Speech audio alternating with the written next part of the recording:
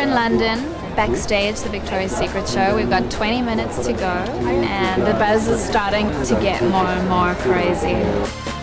This show is a spectacle. It's different in every way from a normal fashion show. Some of the most talented musicians will be performing on that stage. Some of the most beautiful, elegant women will get out on that runway. What do you think?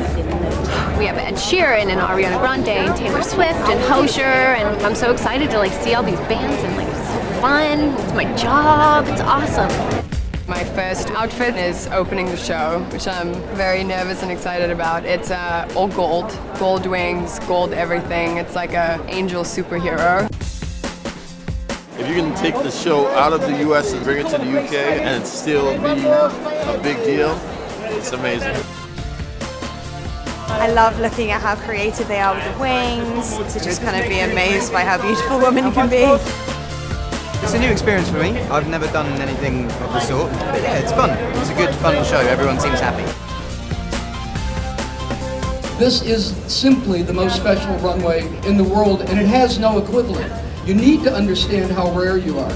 And tonight you are the strongest team that has ever been on a runway, and I thank you for that.